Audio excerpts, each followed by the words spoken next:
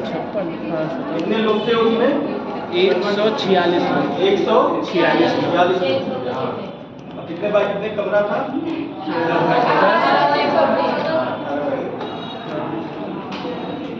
अब देखिए अलीनगर की संधि जब हो जाती है तो अलीनगर की संधि के बाद फिर क्या होता है? अलीनगर की संधि के बाद फिर होता है प्लासी का युद्ध। ठीक, तो अलीनगर की संधि में क्या हुआ था? सिराजुद्दौला और हुमायूं के बीच ये संधि हुई और इस संधि में फिर से क्या होता है? अंग्रेजों को क्या मिल जाता है? अंग्रेजों को फिर से व्यापार करने का अधिकार मिल जाता है कि जो व्यापार आपको करना, पहले जो कलकत्ता जब हार गए थे क्या था, उनका व्यापार छीन लिया गया था, लेकिन अब जो है फिर व्यापार करने का अधिकार मिल जाता है, सिक्का ढालने का अधिकार मिल जाता है। और इसके बाद फिर इसका युद्ध हुआ था कि किलेबंदी नहीं करने दिया जा रहा था। क्या हो रहा था? किलेबंदी नहीं करने दिया जा रहा था, तो किलेबंदी का भी मिल जाता है कि आप जैसा चाहते हैं वैसा आप लोग किलेबंदी करिए। ठीक, जैसा आप चाहते हैं उस तरह से आप किलेबंदी करिए, ये मिल जाता है। अब इसके बाद आप देखेंगे कि जो है इसी अलीनगर की संधि में ये भी होता है कि अब हम एक दूसरे के पर आक्रमण नहीं करेंगे, लड़ेंगे नहीं। लेकिन क्या होता है कि जो है अंग्रेज मानने वाले थे नहीं, और चंद्रनगर जो होता है फ्रांसीसियों का क्षेत्र होता है, उसी पर जो है क्या करते हैं ये लोग आक्रमण कर लेते हैं और जीत लेते हैं। और जीत लेते हैं तब सिराजुद्दौला कहता है क्या, ये अलीनगर की संधि का क्या है? उल्लंघन। क्या है? ये अलीनगर की संधि का उल्लंघन है। और जब उल्लंघन हो जाता है तब जो है यही जो है पृष्ठभूमि बनती है प्लासी के युद्ध की। यही जो है मतलब उसमें अलीनगर की संधि में क्या कहा गया कि मतलब हम एक दूसरे के क्षेत्र पर अब लड़ेंगे नहीं, एक दूसरे के क्षेत्र को कब्जा नहीं करेंगे। लेकिन अंग्रेज मानने वाले थे नहीं, उन्होंने क्या किया, चंद्रनगर पर तुरंत ही अलीनगर की संधि के बाद कब्जा कर लिया। अलीनगर की संधि जो है हुई, उसके बाद जो है कब्जा कर लिया। अब ये जो है, अब ये पृष्ठभूमि जो बन रही है ये किसकी बन रही है? प्लासी के युद्ध की। प्लासी के युद्ध की पृष्ठभूमि बन गई कि उन्होंने क्या कर दिया अब जो है, और इसमें अब देखिए प्लासी के युद्ध की ये पृष्ठभूमि बन गई, इन्होंने कब्जा कर लिया। और दूसरा ये कि जो क्लायू था उस समय आया हुआ था, वो इतना इतना बुद्धिमान था और इधर उधर करके इसी तरह से सिराजुद्दौला को तोड़ना चाह रहा था। तो उसने क्या किया कि एक उसका व्यापारी था मीर मदान करके, मीर मदान को फोड़ लिया, जो है बंगाल का था वो, और उसको तोड़ करके क्या किया, उससे जो कहा कि आप जाइए मीर जाफर जो अगला नवाब बनेगा, मीर जाफर जो है कि मीर जाफर से आप जाइए और जो है आप बात करिए कि उसे जो है बंगाल का हम नवाब बना देंगे अगर वो इस प्लासी के युद्ध में हमारा साथ दे देगा, मीर जाफर। तो मीर जाफर, यार लतीफ, राय दुर्लभ, ये सब इनके अधिकारी थे और दीवान थे, ये सब पूरे टूट जाते थे। और किससे बात होती है? अमी चंद एक व्यापारी होता है, उसी से क्लायू जो है, क्लायू के बीच में वो क्लायू और उसके बीच में मध्यस्थता करता है मीर मदान, वो मध्यस्थता करता है किसी तरह से इसको तोड़ के खत्म कर दिया जाए, तो मध्यस्थता हो जाती है। लेकिन जो है फिर जो है आप देखेंगे जो व्यापारी था उसी ने फिर से जो है क्लायू से कहा, अब और पैसा उसके मन में और हुआ कि नहीं, और ये तो बात हो गई, मीर जाफर बात कर लिया कि मतलब हाँ हम बंगाल का नवाब बनेंगे और हम जो है सिराजुद्दौला को क्या करेंगे, धोखा देंगे। यही सेनापति था मीर जाफर सिराजुद्दौला का, तो वो धोखा देगा। लेकिन ये जो था व्यापारी इसको कहा, इसको लगा ना कि अब ये इतने से कम नहीं होगा, ये कहा कि हमको अब जो है क्लायू को वो करने लगा कि जो है इतना पैसा मतलब हमको 30 लाख रुपए चाहिए, इसके बदले में 30 लाख रुपए और जो अवध का जो पूरा पैसा जो नवाब को लूटा जाएगा हम लोग या हराया जाएगा, उसका आधा जो माल रहेगा जो मिलेगा उसको हमको दीजिए, नहीं तो हम जा करके फिर से किससे कह देंगे, जा करके हम जो है सिराजुद्दौला से ये बातें बता देंगे कि ये लोग फूट गए हैं। वही जो बीच में मध्यस्थता किया है व्यापारी, समझ रहे हैं ना चीज़, समझ रहे हैं आप लोग, जो व्यापारी वही मध्यस्थता किया था, वही जो है फिर जो है क्लायू को फिर दोहरा वो करने लगा कि इतना पैसा, क्लायू बुद्धिमान था, कुछ कहा ने कहा हम ठीक है, हाँ चलिए करेंगे, ऐसा होगा। लेकिन क्या करता है कि 2 पेपर तैयार होता है, एक रेड कलर का पेपर था, एक वाइट कलर का पेपर था, और वो जो रेड कलर का पेपर जो तैयार करता है जिसपे पूरा जो समझौता नामा होता है कि मतलब इनको ये बना दिया जाएगा, इनको मतलब इतना पैसा दिया जाएगा इतना, तो उसमें 2, एक रेड पेपर था, एक वाइट पेपर था।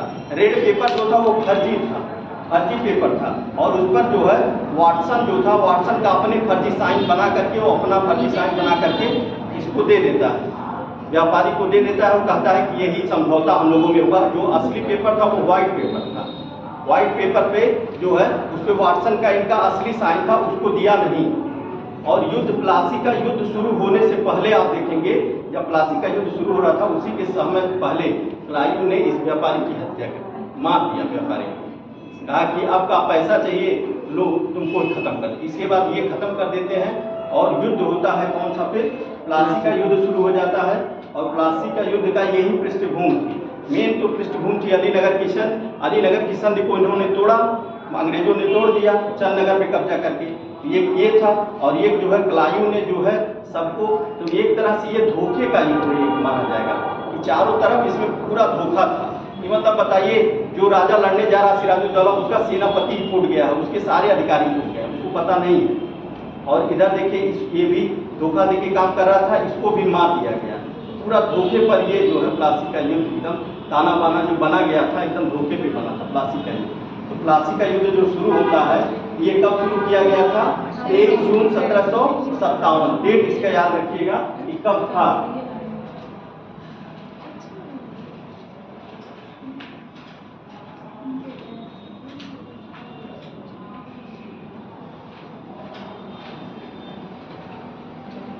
देखिए प्लासी का युद्ध 23 जून 1757।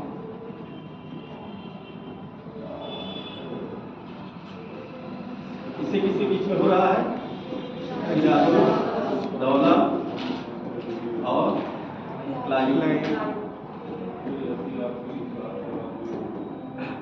सिराजुद्दौला और क्लाइव के बीच ये युद्ध शुरू हुआ। और इस युद्ध में आप देखेंगे कि जब प्लासी का युद्ध शुरू होता है, तब उसमें जो है क्लाइव की तरफ से बस 2 लोग केवल, मीर मदान और मोहनलाल, 2 उसके जो सेना नायक होते हैं, मीर मदान और मोहनलाल, केवल 2 ही उसका साथ देते हैं। और इसके बाद मीर जाफर जो होता है इनका सेनापति होता है, यार दुर्लभ होते हैं। इसके बाद फिर और भी इनके जो साथ वाले थे सब धोखा देते हैं, युद्ध में ही बीच में ही धोखा दे देते हैं। और राय दुर्लभ मारा जाता है। और इसके बाद फिर क्या होता है, सिराजुद्दौला बहुत कम समय तक युद्ध चला था, प्लासी का युद्ध। और उसी बीच में छोड़ करके जो है सिराजुद्दौला युद्ध को छोड़ करके कहाँ सिराजुद्दौला पहुंच जाता है, मुर्शिदाबाद। और इसी में देखेंगे कि जो है, जो मीर जाफर का लड़का था, मीरन नाम था उसका, मीरन ने जो है इसकी हत्या करा दी सिराजुद्दौला की। मीरन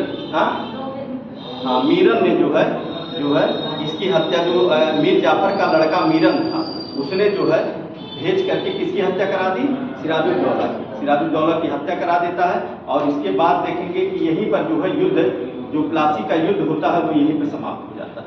प्लासी का युद्ध समाप्त हो जाता है।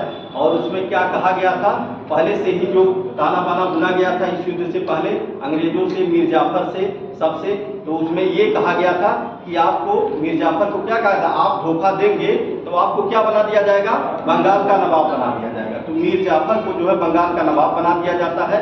और मीर जाफर जो है अंग्रेजों को 24 परगना क्षेत्र देता है। इसके बाद इनको जो है क्लाइव को भेंट स्वरूप जो है 3,80,000 रुपया इनको अलग से पैसा देता है। और इसके बाद यहीं पर क्लाइव को है बंगाल का गवर्नर बना दिया जाता है, प्रथम गवर्नर जो हाँ, पैसा तो मांगते रहते हैं। अभी तो इसी नाते इसको हटा भी देंगे। ये मतलब बताया जाता है कि जब मीर जाफर जो बनता है बंगाल का नवाब, तो ये जो है ये ऐसा पैसे का थैला था कि जो चाह रहा था उसमें से हाथ डाल के निकाल ले रहा था। लेकिन जब स्थिति ये आ गई कि जब उसके पास पैसा रह नहीं गया, तो इसको भी हटा करके, और जिस तरह से इसने सिराजुद्दौला को हटाया था, उसी तरह से मीर जाफर को हटा के फिर मीर कासिम जो है अगला बंगाल का नवाब बन जाता है। ठीक, तो यहाँ तक आप लोग समझे। उसके बाद जो है जो समझौता हुआ, समझौते के बाद प्लासी का युद्ध कैसे हुआ। ठीक, तो इसको आप लिख लीजिए। आप लोग समझ गए ना प्लासी का युद्ध? नहीं समझ में आया तो बताइएगा। हाँ और इसमें से 19 लोग अंग्रेज। हाँ, 19 लोग। इसको लिख लीजिए, प्लासी का युद्ध 23 जून 1757।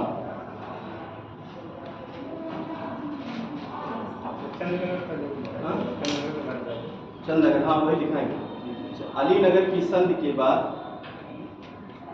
अलीनगर की संधि के बाद अलीनगर की संधि के बाद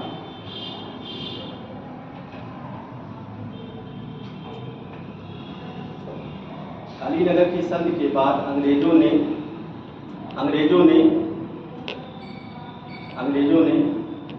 13 मार्च 1757 को 13 मार्च 1757 को फ्रांसीसी बस्ती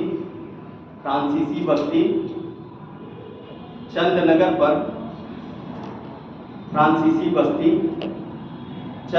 पर कब्जा कर लिया।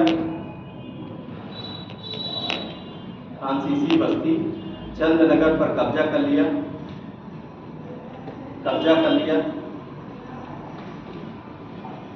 सिराज ने इसे अलीनगर की संधि का उल्लंघन कहा। अलीनगर की संधि का उल्लंघन कहा। अलीनगर की संधि का उल्लंघन कहा।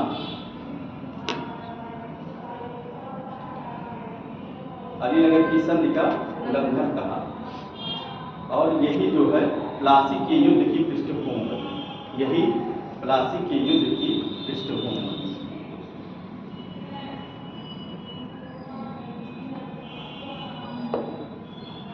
दूसरी तरफ क्लाइव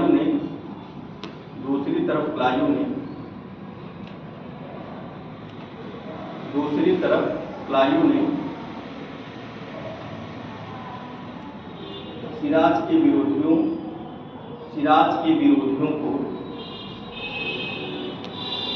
सिराज के विरोधियों को अमीचंद, व्यापारी का नाम था अमीचंद, सिराज के विरोधियों को अमीचंद के माध्यम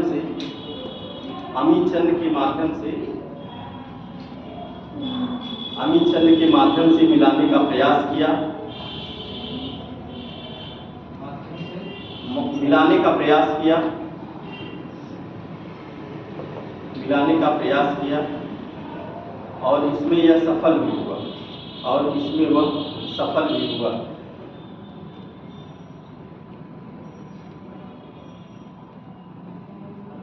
इसमें मीर जाफर से यह बात हुई कि अगर आप सिराजुद्दौला को युद्ध में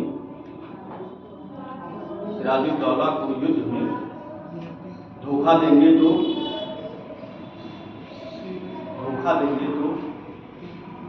आपको बंगाल का नवाब बनाया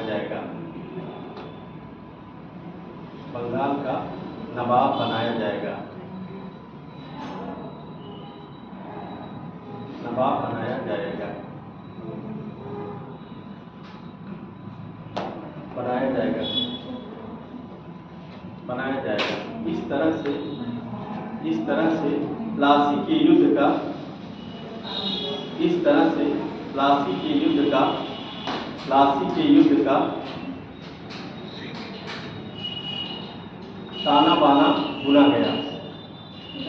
इस तरह से प्लासी के युद्ध का ताना बाना बुना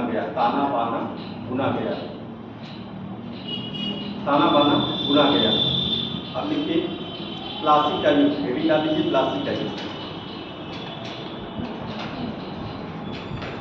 प्लासी का युद्ध 1 जून 1757। प्लासी का युद्ध 1 जून 1757। देखिए प्लासी के युद्ध में 1 जून याद रखिएगा, डेट बहुत इंपॉर्टेंट है, डेट पूछ लेता सीधे डेट।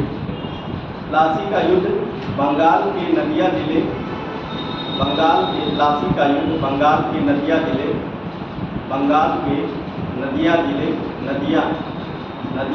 में गंगा नदी के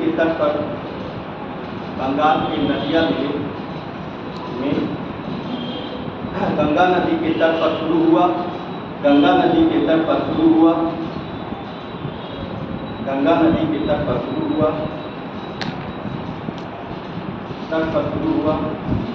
इस युद्ध में नवाब की तरफ से मीर मदान और मोहनलाल नवाब की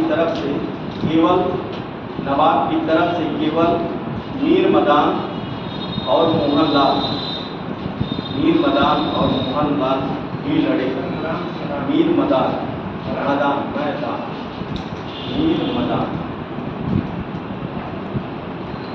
मदान और मोहनलाल ही लड़े। इसमें मीर मदान युद्ध में मारे गए।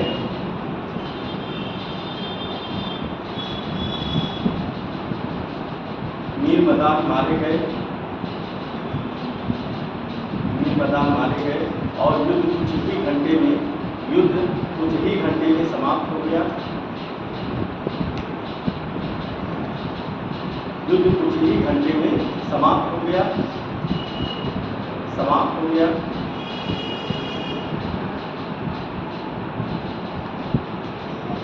सिराजुद्दौला युद्ध क्षेत्र छोड़कर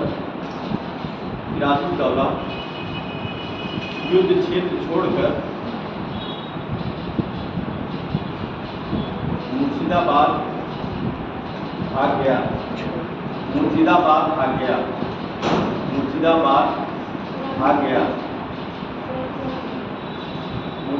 सिराजुद्दौला युद्ध क्षेत्र छोड़कर कहाँ भाग गया? मुर्शिदाबाद भाग गया। बाद में मीर जाफर के पुत्र मीरन ने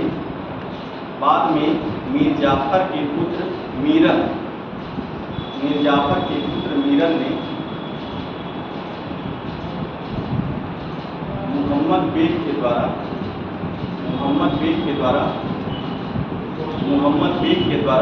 सिराजुद्दौला की हत्या करा।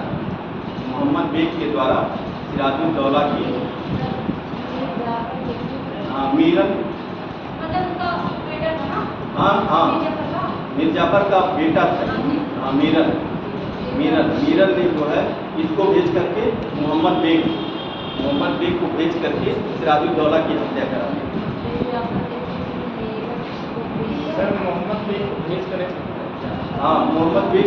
मोहम्मद बेग के द्वारा लिखा दिया है। मोहम्मद बेग के द्वारा हत्या करा।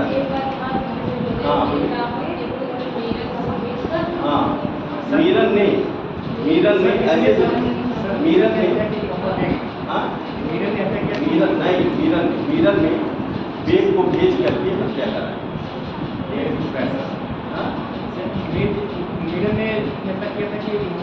मोहम्मद बेग को भेजा था। मोहम्मद बेग को भेज करके, ऐसे बोल रहे हैं ना, मोहम्मद बेग को भेज करके हत्या करा। युद्ध के बाद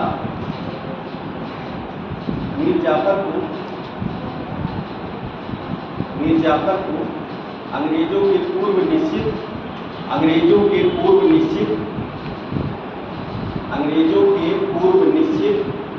योजना के आधार पर बंगाल का नवाब बना दिया गया।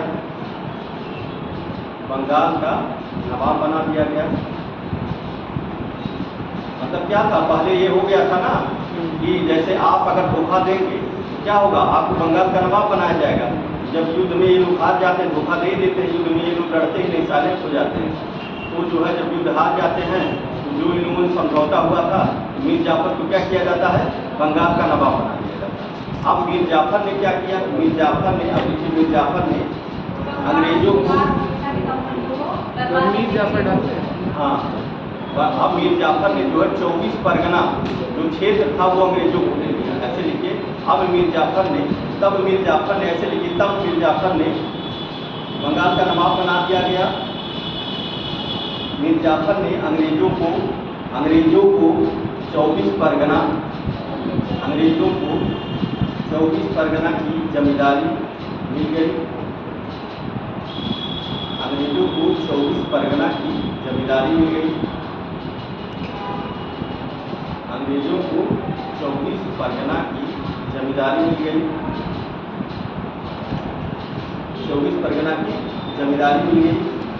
और क्लाइव को भेंट करूँ और क्लाइव को भेंट करूँ 2,34,000 रुपया। क्लाइव को भेंट करूँ 2,34,000 रुपया। 34,000 रुपया और क्लाइव को बंगाल का गवर्नर बना दिया गया। क्लाइव को बंगाल का गवर्नर बना दिया गया।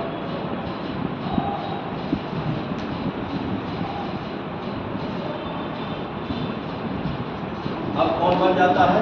मीर जाफर।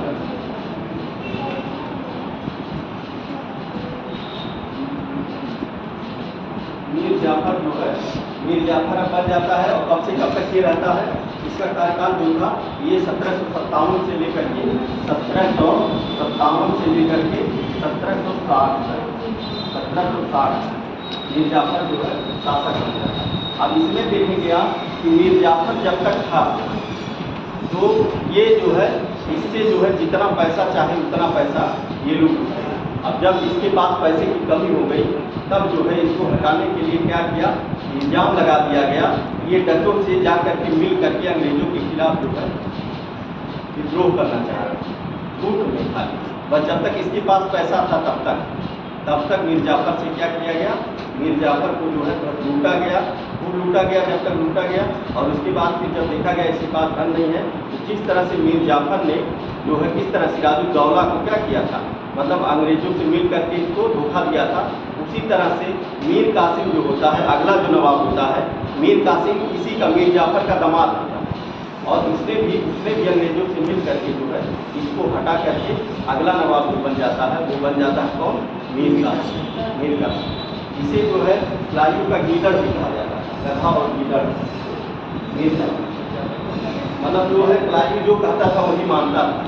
गधा और गीदड़ भी कहा जाता था क्लाइव का। अगर पूछ लिया कभी कोई पूछने का आपका पूछा क्लाइव का गधा किसे कहा जाता है? इसी को मीर जाफर। ठीक, इसके बाद फिर कौन आता है? मीर कासिम। मीर कासिम जो है, मीर कासिम कौन था? इसी मीर जाफर का क्या था? दामाद था। मीर जाफर का दामाद था ये मीर कासिम। और मीर कासिम भी उसी तरह से जो है अंग्रेजों से मिल करके इसको हटा करके और फिर जो है बंगाल का क्या बन जाता है? नवाब। और मीर जाफर, मीर कासिम जो था ये थोड़ा सा अलग था, ये मीर जाफर की तरह नहीं था। ये जो है ये अंग्रेजों को मतलब वहाँ तक तो समझौता करके कुछ क्षेत्रों को दे दिया। और इसके बाद जो है इसने जो है अपने क्षेत्र को अलग करके, अब जैसे कि राजधानी कहाँ पे थी? मुर्शिदाबाद में राजधानी थी। मुर्शिदाबाद में कौन राजधानी बनाया था? हाँ, मुर्शिद कुली खान ने। ढाका से कौन बनाया था? हाँ, मुर्शिद कुली खान ने बनाया। तो मुर्शिदाबाद राजधानी थी। अब ये जब मीर कासिम बन जाता है तो अंग्रेजों का बहुत वहाँ पे प्रभाव, जैसे अभी तक तो खूब मीर जाफर को लूटे और पूरा उनका प्रभाव था अंग्रेजों का। लेकिन जब वहाँ पर जब मीर कासिम बनता है तो अंग्रेज भी उसी तरह से इसने अपनी राजधानी को ही बदल दिया।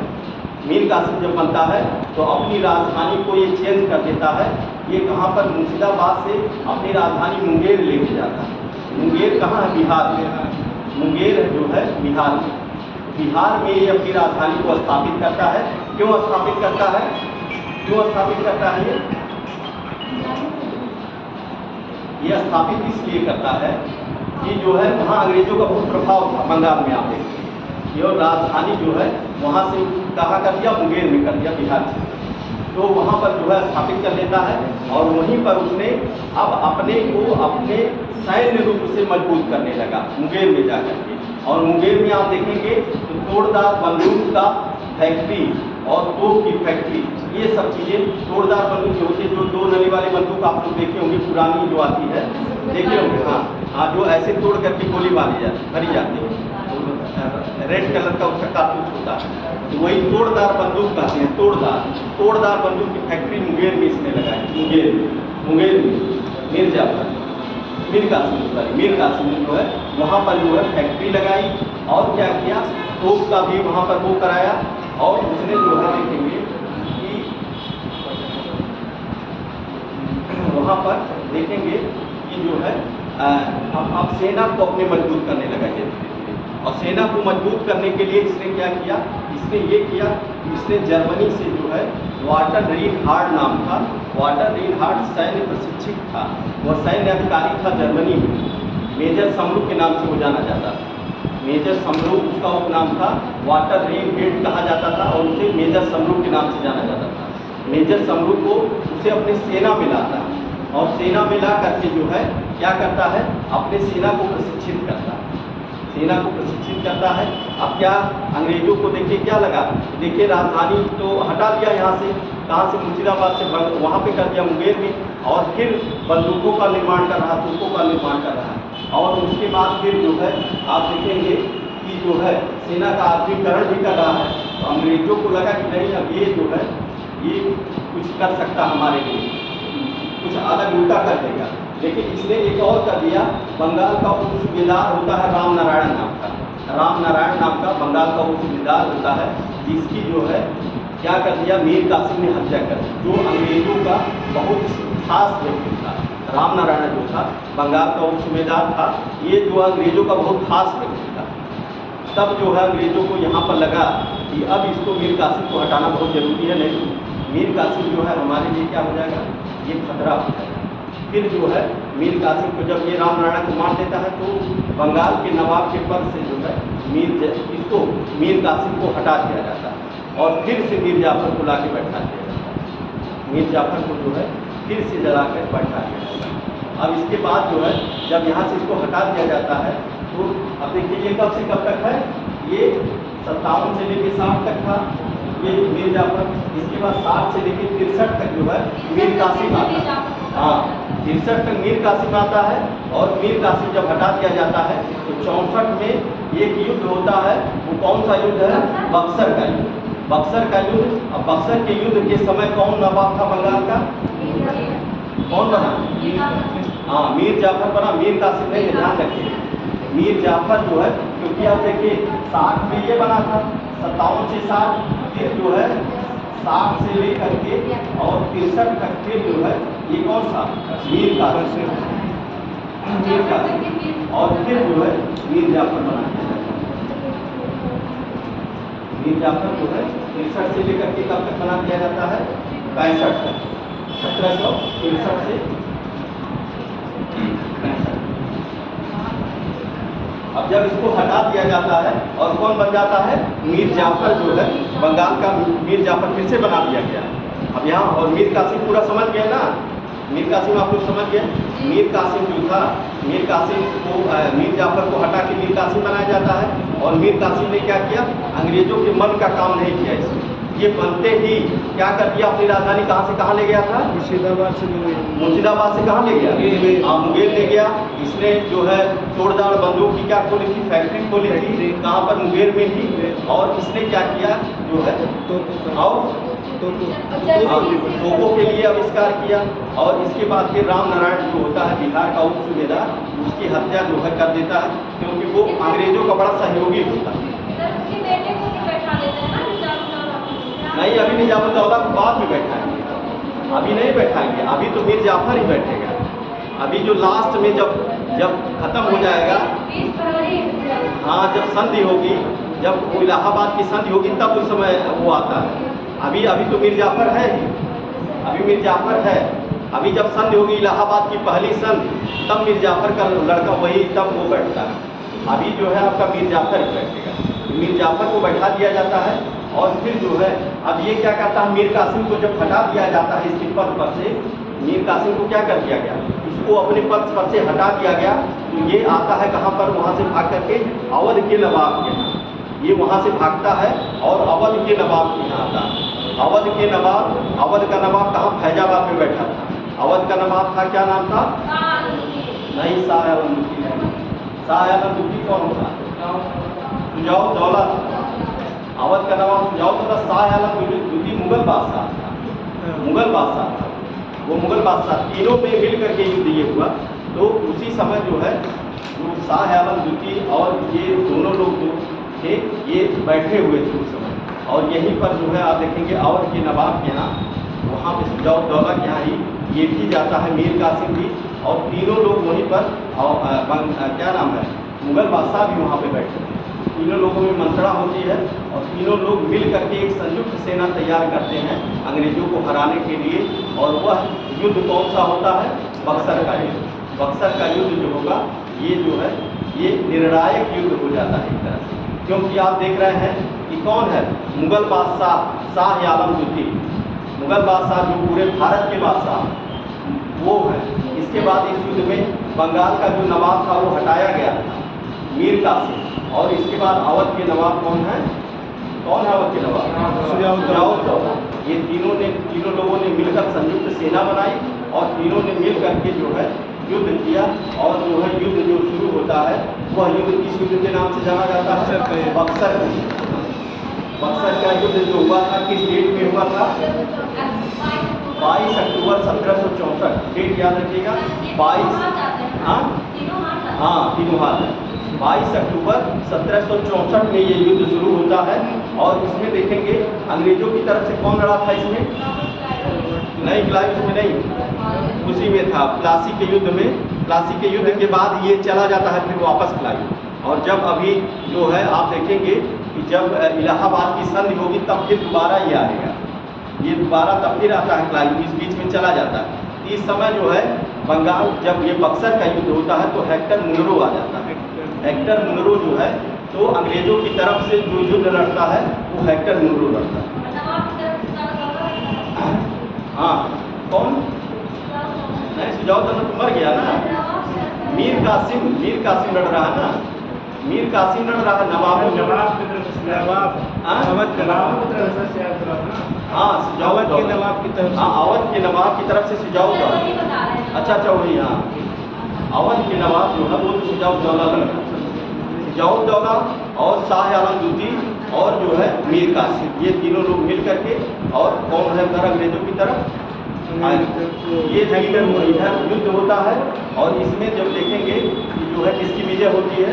अंग्रेजों की विजय हो जाती है और ये तीनों लोग जो है हार जाते हैं। संयुक्त इतनी बड़ी सेना रहते हुए भी वो जो बक्सर का युद्ध था ये जो है अंग्रेजों के लिए क्या था? बहुत निर्णायक युद्ध हुआ है। ये बहुत यहीं से समझा जाता है कि अंग्रेजों ने जो है एक तरह से भारत पर जो है अपना प्रभुत्व स्थापित करना शुरू कर दिया। जो असली युद्ध इन्होंने लड़ा था ये बक्सर का युद्ध ही था, जहाँ से इनका प्रभुत्व बहुत ज़्यादा बढ़ जाता है। तो हाँ बंगाल बिहार उड़ीसा जब अभी जो इलाहाबाद की संधि होगी, अभी 2 संधि होगी इलाहाबाद की। इसी युद्ध के बाद क्लाइव ही संधि कराएगा। 2 संधि होगी, इलाहाबाद की प्रथम संधि और द्वितीय संधि। तो उसी में इलाहाबाद अरे वहाँ पे बंगाल बिहार उड़ीसा की को पूरा छूट मिल जाता है व्यापार करने का। ठीक, वो आगे है। इसमें जो युद्ध में आप देखेंगे कि युद्ध जो होगा, युद्ध में जब हार जाते हैं ये लोग और जो है यह युद्ध क्या होता है? अभी ये पूछता है कि सबसे अंग्रेजों के लिए सबसे निर्णायक युद्ध कौन माना जाएगा जो भारत पर एक तरह से प्रभुत्व स्थापित किया था? ऐसे क्वेश्चन पूछेगा। तो वो कौन सा युद्ध था? बक्सर का युद्ध।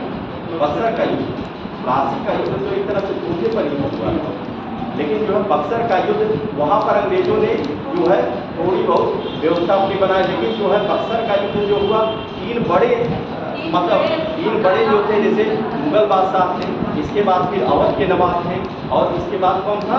बंगाल का वो भी नवाब ही था, हटाया गया था। 3 बड़े जो है नेता, जो बड़े बादशाह थे वो लोग थे, उन बड़ी शक्तियों को हराया था अंग्रेजों ने। इस नाते जो है यह सबसे निर्णायक युद्ध माना जाता है बक्सर का युद्ध। बक्सर का युद्ध कब हुआ था? किस डेट में? 22 अक्टूबर 1764। कौन कौन था? एक तरफ कौन था? अंग्रेज सुजाउद्दौला, मीर कासिम और ये शाह आलम द्वितीय। शाह आलम द्वितीय जो था ये मुगल बादशाह। शाह आलम द्वितीय कौन था? मुगल बादशाह। और सुजाउद्दौला अवध का नवाब था और मीर कासिम को लड़ा ही था, ये भगाया गया था। ये क्या किया गया था? मीर कासिम जो है जब इसको अपने पद से हटा दिया जाता है मीर कासिम को, तभी जो है ये क्या करता है? मीर कासिम तो जाता है अवध के नवाब के यहाँ, उसी में मुगल बादशाह भी वहीं बैठे होते हैं। तीनों लोगों ने मिल करके बनाया कि नहीं हम अंग्रेजों को हटा दें। लेकिन क्या था, एक्टर मोनरो जो था उसकी रणनीति का इतना फायदा मिला कि उसने जो है तीनों को एक तरह से हरा दिया। तो इस तरह से बक्सर का युद्ध जो है सबसे निर्णायक युद्ध माना जाएगा और ये जो है सफलतम अंग्रेजों के लिए सफलतम युद्ध माना गया।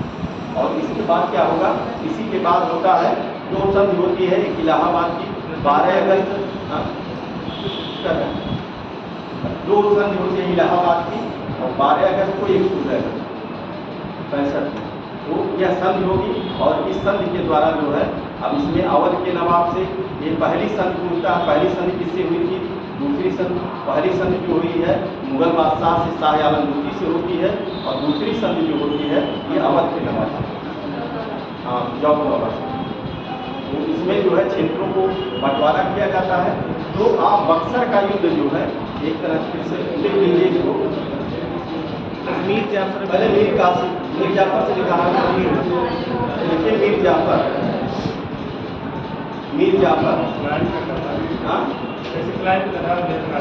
हाँ लिखिए 1700, मीर जाफर लिखिए 1757 से, अब इतना जितना बताया उसको नोट कर लीजिए। मीर जाफर लिखिए 60, हाँ 60 तक इसमें लिखिए। मीर जाफर को, मीर जाफर कुशलायु का ईदर एवं गधा कहा जाता था, लायू का ईदर एवं गधा कहा जाता था। अंग्रेजों की मांग पूरा नहीं कर पा रहा था। जब ऐसे लिखिए, जब तक मीर जाफर अंग्रेजों की मांगों को, जब तक ईदर एवं गधा कहा जाता था। फिर ऐसे लिखिए, मीर जाफर जब तक अंग्रेजों को धन देता रहा, मीर जाफर जब तक अंग्रेजों को धन देता रहा, जब तक अंग्रेजों को धन देता रहा तब तक कोई समस्या नहीं हुई, तब तक कोई समस्या नहीं, तब तक कोई समस्या नहीं हुई, तब तक कोई समस्या नहीं हुई। लेकिन जब खजाना खाली होने लगा, लेकिन जब खजाना खाली होने लगा, तब खजाना खाली होने लगा, तब डचों की सहायता से, तब उन पर इंजाम लगाकर, तब उस पर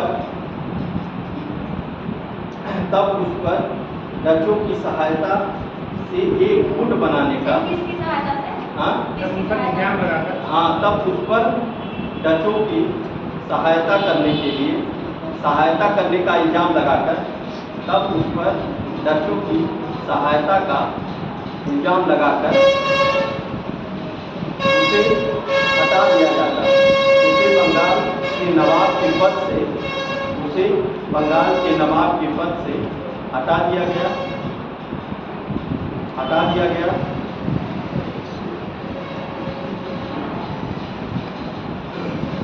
हटा दिया गया और मीर कासिम को बंगाल का अगला नवाब बनाया गया। मीर कासिम,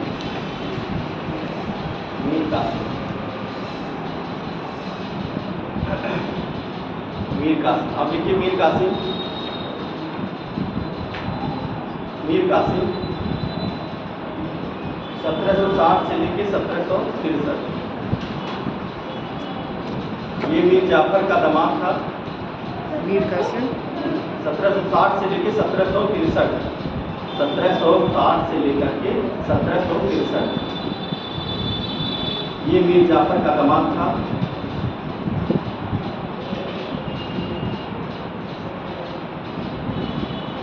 मीर जाफर का दामाद था। जिस प्रकार मीर जाफर ने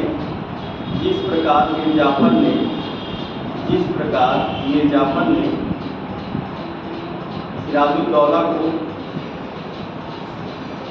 जिस प्रकार मीर जाफर ने सिराजुद्दौला को धोखा देकर अंग्रेजों से मिल गया था, सिराजुद्दौला को धोखा देकर अंग्रेजों से मिल गया था, सिराजुद्दौला को धोखा देकर अंग्रेजों से मिल गया था। उसी प्रकार उसके दामाद मीर कासिम ने भी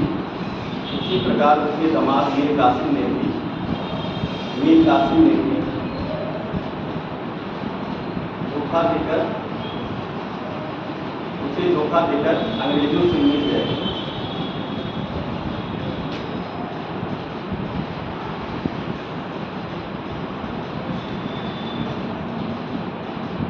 अगेड़ी डालेंगे मीर कासिम का कार्य। मीर कासिम ने क्या क्या कार्य किया है? मीर कासिम का कार्य क्या क्या था? मीर कासिम का कार्य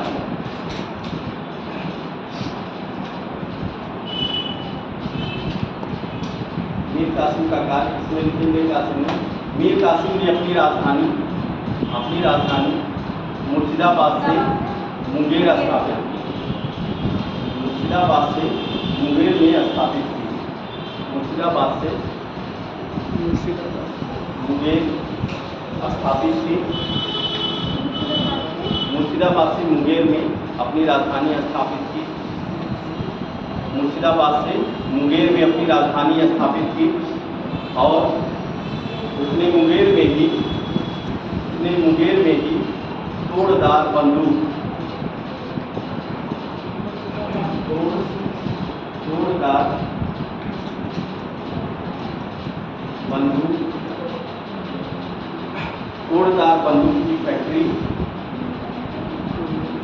तोड़दार बंदूक की फैक्ट्री की स्थापना की।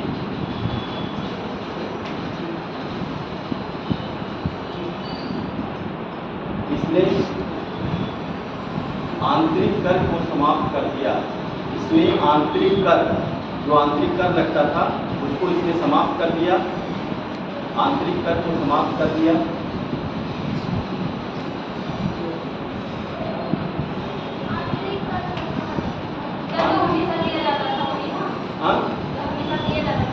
जो कर था वहाँ पर जैसे अंग्रेजों के द्वारा लगा दिया गया था उसमें वो करते थे इस नागरिक आंतरिक कर को एकदम कर कोई खाई नहीं कर कोई कम हटा कोई कर कोई कार्य करने जाते हैं कोई बड़ा चीज तो जो आंतरिक कर लगता था वो हमें देते थे उसको बंद कर दिया। उसमें जो कर था बेसिकली जो कर लगाया जाता था वो वहाँ पर क्या होता था कि अंग्रेजों को एक अधिकार दे दिया गया था कि मतलब इस तरह से आपको कर लगाना है। तो उसको जब उसने देखा कि इसका दुरुपयोग उस कर का हो रहा है तो उस कर को उसने क्या कर दिया? उसको खत्म कर दिया कि मतलब कोई कर नहीं रहेगा जब तक हम हैं तब तक आपको कोई कर देना नहीं। उसको आंतरिक कर को जो है समाप्त कर दिया। इसके बाद देखिए बंगाल के नवाब, बंगाल के उप सूबेदार, लिखिए बंगाल के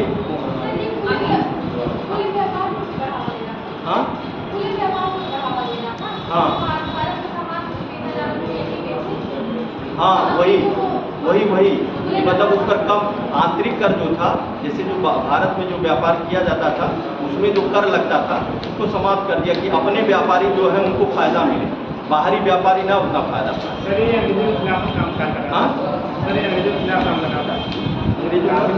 अंग्रेजों को क्या किया गया था? उनको कर व्यवस्था इसे दे दी गई थी कि उसमें कि मतलब ये किया गया कि आपको फ्री में जो है वहाँ व्यापार कर सकते हैं। तो फ्री में व्यापार करने का तो वो क्या करते थे कि कर का जो सर्टिफिकेट होता था उसको भारतीय व्यापारी को देते थे और उसका दुरुपयोग उनसे पैसा ले लेते थे, ज़्यादा से ज़्यादा पैसा ले लेते थे। इसका दुरुपयोग हो रहा था। उसने कहा अगर इस हम कर व्यवस्था को ही समाप्त कर दें तो ना भारतीय व्यापारी से अंग्रेज पैसा ले पाएंगे ना कुछ करेंगे, सब लोग आराम से व्यापार करें। क्या करना है? तो जो भारत के व्यापारी उन्हीं को नुकसान ज़्यादा हो रहा था क्योंकि उन्हीं से पैसा अंग्रेज ऐंठ रहे थे। तो जो है उसको ख़त्म कर दिया कि आंतरिक कर जो है जो हमारे व्यापारी हैं उनको कर ना देना पड़ेगा। तो आंतरिक कर को इसने समाप्त कर दिया। और इसके बाद फिर बंगाल का उप सूबेदार जो होता है उसको जो है इसका नाम क्या था?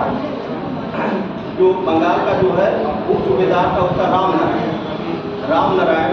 बंगाल के उप सूबेदार अमीचंद वो था, व्यापारी था। वो जो मध्यस्थता कराया था वो अमीचंद। ये जो है राजनारायण जो है ये राम नारायण जो बंगाल का उप सूबेदार होता है राम नारायण। और राम नारायण का क्या होता है कि जो है किसी ने हत्या कर दी थी मीर कासिम। और ये क्या था, अंग्रेजों का ये आदमी था, इस नाते अंग्रेज इसको हटा देते हैं पद से। बंगाल का उप सूबेदार राम अंग्रेजों का व्यक्ति था। हाँ, और इसकी क्या कर दी, इसने हत्या कर दी। और भाई अब इसका आदमी अंग्रेजों का, तो अंग्रेजों ने इसी कारण जो है इसको हटा दिया यहाँ से। इसको जो है ये हमारे आदमी को ही वो कर दिया। और यही कारण है, कारण तो ये भी था कि वो जो है अपनी सेना को भी बढ़ा अपने सेना को भी बढ़ा सुविधा। हाँ, तो कहाँ तक हुआ? इसके बाद बंगाल के उप सूबेदार राम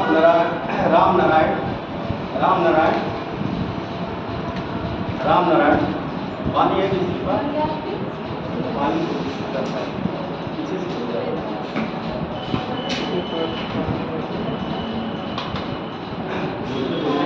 गला बैठ बंगाल के सूबेदार राम नारायण की जो अंग्रेजों का हितैषी था,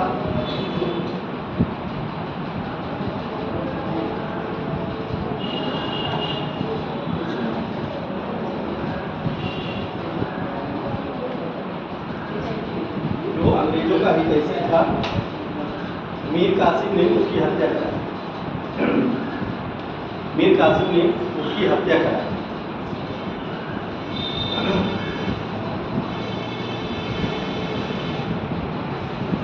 तब अंग्रेज यह देखकर घबरा गए और मीर कासिम को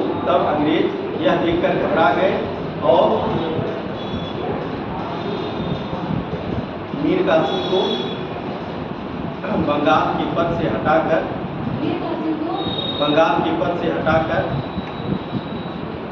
मीर जाफर को फिर से बंगाल का नवाब बना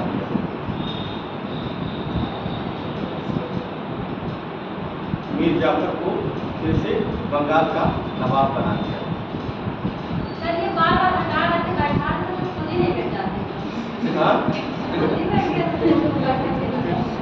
अरे भाई वहाँ पे जो बंगाल के नवाब जो है अपने का, अभी तो वहाँ पे अब धीरे धीरे बैठेंगे ना, अब अचानक कोई चीज़ नहीं की जाती है, उसका भी कोई रूल होता है। धीरे धीरे अभी तो बैठ ही जाएंगे आगे चलते सब, लेकिन अब धीरे धीरे जो है बना रहे हैं ना, अचानक से नहीं किसी काम को, धीरे धीरे उसकी प्रक्रिया। तो क्या किए, पहले इनको हटाए, मीर जाफर जब बेकार हो गए तो मीर कासिम को जब देखे कि ये अंग्रेजों के खिलाफ कुछ कर रहा है, उसको हटा करके फिर मीर जाफर को बैठा दिए। अब क्या होगा, अब जो होता है आपका बक्सर का युद्ध जो है, इसका मीर जाफर का डेट लिख लीजिए 1763 से लेके 65 तक। ये क्वेश्चन पूछता है कि बक्सर के युद्ध के समय बंगाल का नवाब कौन था? हाँ, मीर जाफर। याद रखिएगा, मीर कासिम मीर जाफर का पूजन एकदम याद रखिए, मीर जाफर, क्योंकि मीर कासिम तो युद्ध में लड़ रहा है, वो तो अंग्रेजों से खुद लड़ रहा है, वो तो होगा नहीं। तो ये ध्यान रखिएगा, कंफ्यूजन में क्वेश्चन भी गलत हो जाता है बड़ा, ऐसा क्वेश्चन और ऐसे क्वेश्चन पूछे जाते हैं जहाँ पे थोड़ा सा से। हाँ, इसके बाद कब कितने तक? इसके बाद फिर देखिए मीर जाफर जो है 63 से लेकर के और 65 तक फिर से नवाब बनता है। और हाँ, डेट याद रखिए। हाँ, डेट से पता चलता है कौन कौन कब था। हाँ, डेट से पता चलता है, जैसे डेट का सीक्वेंस होता है 63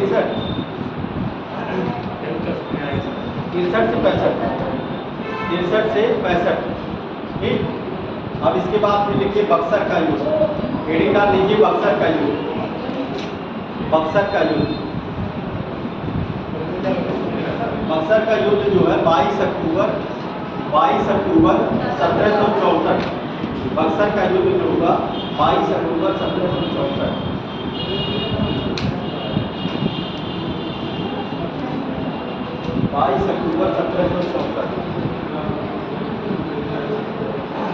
बक्सर का युद्ध 22 अक्टूबर 1764 को पटना के पास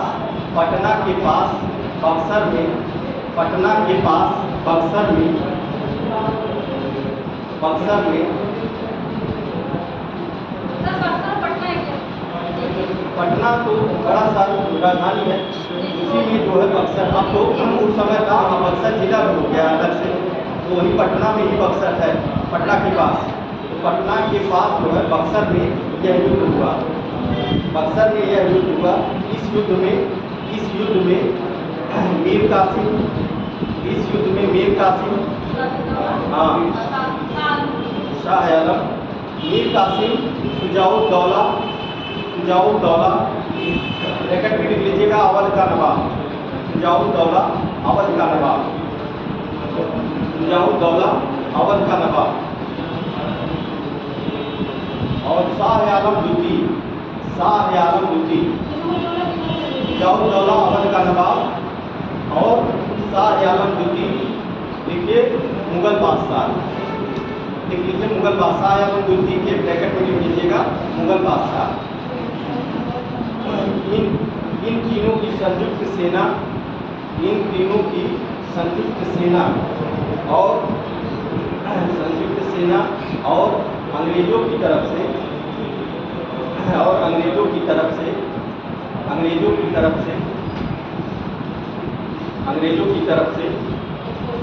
हेक्टर मुनरो ने,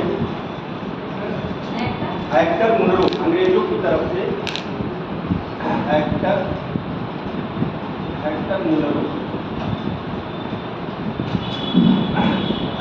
तरफ से हेक्टर मुनरो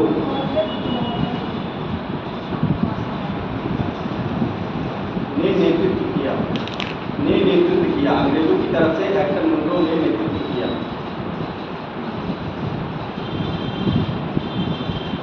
अंग्रेजी सेना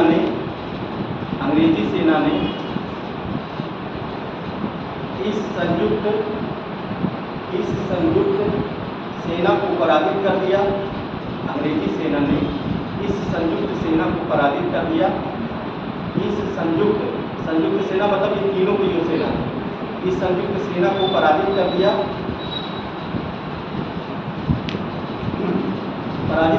मीर कासिम दिल्ली की तरफ भाग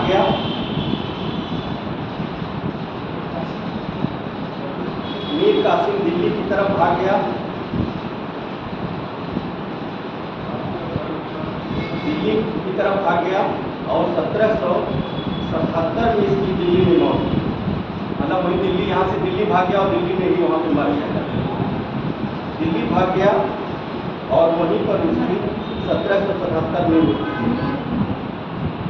मतलब 64 में युद्ध हुआ था, भागा था और जा करके वहाँ पे 77 तक दिल्ली में था और वहीं पर इसकी मृत्यु हुई। और शुजाउद्दौला और शाह आलम द्वितीय, और इसके बाद कौन बचा? शुजाउद्दौला और शाह आलम द्वितीय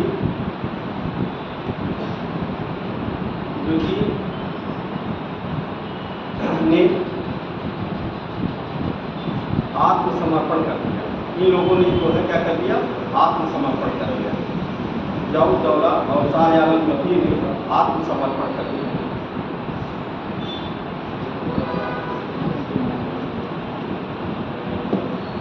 समर्पण कर दिया। बक्सर के युद्ध में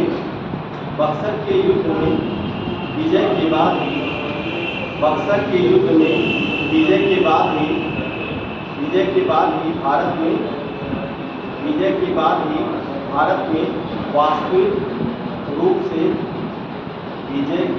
भारत में वास्तविक रूप से ब्रिटिश प्रभुसत्ता स्थापित हुई। बाद में भी भारत में वास्तविक रूप से ब्रिटिश प्रभुसत्ता स्थापित हुई।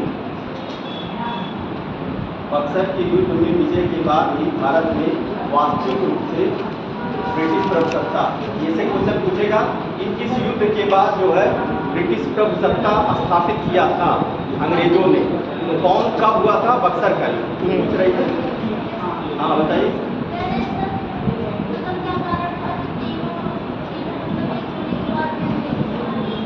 हाँ, तीनों लोग जो है क्या